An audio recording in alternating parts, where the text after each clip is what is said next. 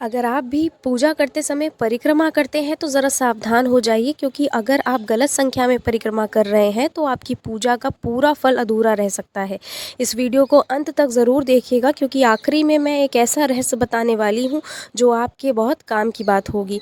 नमस्कार, मैं हूँ सृष्टि और मैं आपके लिए लाती हूँ भक्ति और धर्म से जुड़ी सच्ची और ज़रूरी बातें। दोस्तों, हिंदू धर्म में परिक्रमा यानी कि भगवान के चारों ओर घूमना सिर्फ एक परंपरा नहीं है, बल्कि इसका बहुत गहरा आध्यात्मिक महत्व होता है। परिक्रमा करते समय हम भगवान को अपने जीवन का केंद्र मानते हैं और सुख को उनके चारों ओर समर्पित करते हैं। लेकिन क्या आप जानते हैं कि हर भगवान की परिक्रमा की संख्या अलग अलग होती है? चलिए जानते हैं। सबसे पहले भैरव जी की परिक्रमा 3 करनी चाहिए। यह आपको डर और नकारात्मक शक्तियों से बचाता है।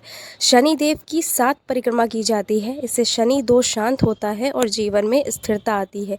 हनुमान जी की 3 परिक्रमा की जाती है। इससे शक्ति, साहस और आत्मविश्वास बढ़ता है। श्री गणेश जी की 3 परिक्रमा करनी चाहिए। ये आपके जीवन में सभी विघ्न को दूर करता है।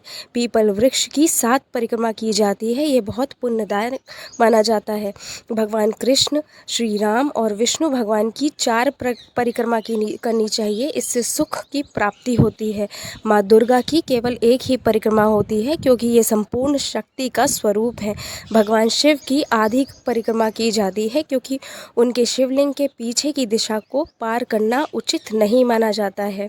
इसके अलावा सूर्यदेव की 7 परिक्रमा, तुलसी के पौधे की 7 परिक्रमा और बरगद के पेड़ की 7, 11 या 21 परिक्रमा कर सकते हैं। इसके बाद मैं अंत में रहस्य ये बताने जा रही हूँ कि अगर आपको किसी भी देवी देवताओं की परिक्रमा की संख्या नहीं पता है तो 3 परिक्रमा ही आप उनकी कर सकते हैं, अगर आपको संख्या याद नहीं रहती, क्योंकि 3 उचित संख्या मानी जाती है। और हाँ दोस्तों, परिक्रमा हमेशा क्लॉकवाइज डायरेक्शन से शुरू की जाती है, यानी कि भगवान के सीधे हाथ की तरफ से ही परिक्रमा करने का फल मिलता है।